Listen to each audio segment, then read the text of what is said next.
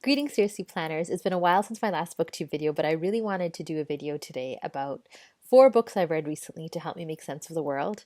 If you're also feeling a little bit anxious or confused or downright stressed over the past few months, say around November, here are 4 books that have helped me think through where we are in the world and where we're going, and I really wanted to share with you. So this is 4 books to help me make sense of the world. The first book is called Homegoing by Yaa Gyasi is how I want to pronounce her name, but I actually don't know if that's how you pronounce her last name. And this book was published this year, and when it was published, it's made a lot of literary headlines. It's the author's first book, and there was a kind of a bidding war to get publication rights to this book. So when it was published, there was a lot of hype, and the book certainly meets its high expectations. This book follows the story of 2 half-sisters, Afia and Essie, who grew up in Ghana in the 1700s. They're half sisters, but their lives turn out completely different. Effie, who's very beautiful, marries the local British governor and goes off to live in the Cape Coast castle. Her sister, Essie, gets sold into slavery. They never meet, even though they're half sisters, they never meet in Ghana, and they only find out about each other's existence right at the point of separation. And Essie is sold into slavery, and for the period of time before she gets shipped to America, they actually live in the same castle, downstairs and upstairs. Afia upstairs and Essie downstairs in the dungeon. And what this book then does in this magnificent, incredible, gorgeous way is tell the stories of the 2 generations of these 2 sisters' families. So it goes from 1700s to the 1700s to today, generation by generation, telling the stories of loads and loads of characters, over a dozen characters, and it tells a story of how you see slavery in the 1700s and how you see slavery change and mutate, and you see each iteration of slavery through the ages. And it's incredible. It's a story that helps put into context where we are politically today in the US, and it helps you understand that slavery may have been formally abolished but really has stayed around in lots of ways from that time to today.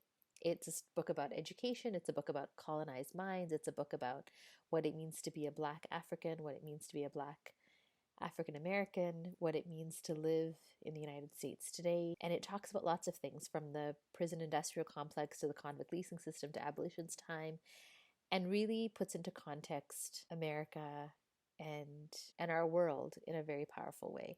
Ta-Nehisi Coates' book, Between the World and Me, does a similar type of thing, but this book is a fiction book that just brings it together in an incredibly beautiful, moving way. So that book is Homegoing. It's a must read. I encourage reading this book, reading it with other people as well, and then having a conversation about what this book brought up for you, what your takeaways are from the book, and what we do after reading such a book. It's something that I'm doing in my own life. In a couple of weeks, I'm meeting with a group of people who are reading the book at the same time, and I'm really excited about what comes out of that discussion. The second couple of books I wanted to suggest and that I've read recently are 2 books about immigration. The first book is called The Good Immigrant, and it's a collection of essays by immigrants from the UK, many high profile, some perhaps not so high profile, but it tells a story of what it means to be a good immigrant in the UK today. It's from a variety of different perspectives. It shares perspectives from different racial backgrounds, from different sexual orientations, from different career fields. It talks about diversity in film, a lack of diversity in storytelling. It talks about diversity in education. It talks about racial profiling. It talks about lots and lots of different things. It's a very important book. It's something that I think should be required reading. Again, something to read in community with other people, and is just such a powerful, sharp read. Reading it, I felt like someone was telling stories and things that I had felt and couldn't articulate, but saying it in a much more articulate and coherent and elegant fashion. It was healing and affirmative and eye-opening all at the same time. And I'm still thinking about this, and I think over the months to come, I'll continue to think about this book. The next book is called The Sun is Also a Star by Nicola Yoon. It's a YA novel, and I admit I tend not to read a lot of YA. It's just not a genre that I necessarily gravitate towards. This book, though, kind of changed my ideas about YA, and if all YA books are like this, then I've been missing out on a genre. So this book tells the story of 2 characters, Natasha and Daniel. Natasha is a Jamaican girl who grew up in the US, but she's an undocumented migrant. Daniel is a Korean American boy. He's 17 years old. And on the day that Daniel and Tasha meet, Daniel is on his way to his admissions interview for Yale, and Natasha is on her way to the embassy, to the US embassy, to figure out if there's anything she can do because she's due to be deported back to Jamaica that night. And so this story is this incredibly beautiful love story, but it's in the context of immigration and what does it mean to be an undocumented immigrant? What does it mean to belong? And what does home mean?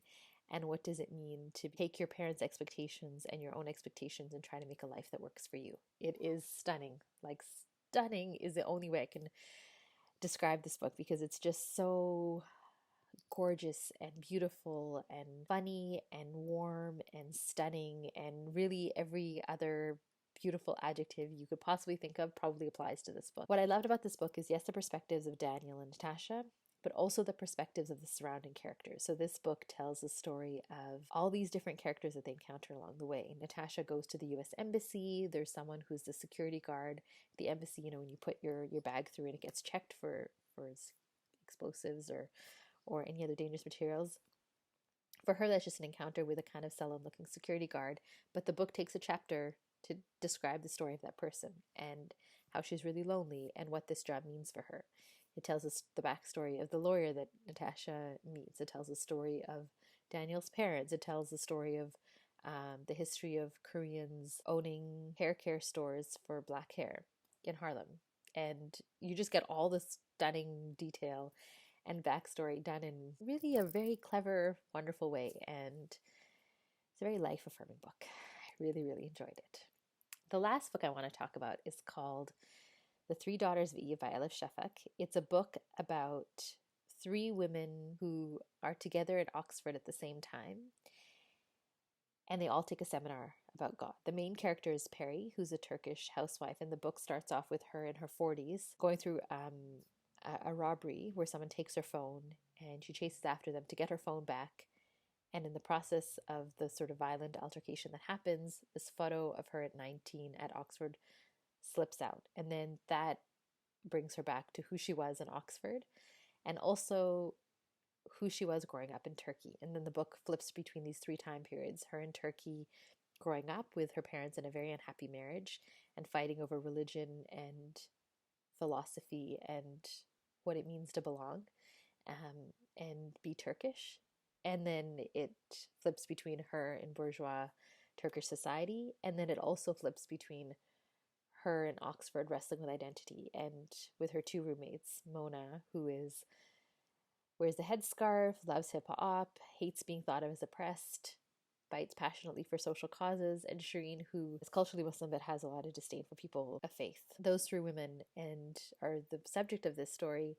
And the story is really about Muslims aren't monolithic. And there's a lot of debates about faith, and there's a lot of debates about who you are as a Muslim is also deeply contextual to where you grow up Muslim. And it's a book about faith and feminism and family and femininity and all kinds of things. And it was just like the book of the year for me in terms of full-rounded, detailed, gorgeous Muslim characters. Something we need a little bit more about a little bit more of in literature today. So those are my 4 books to help you make sense of the world. Some about immigration, some about the development of the US, and one about what it means to be a Muslim female in the world today. Hope you check those out. Till next time, this is Seriously Planning.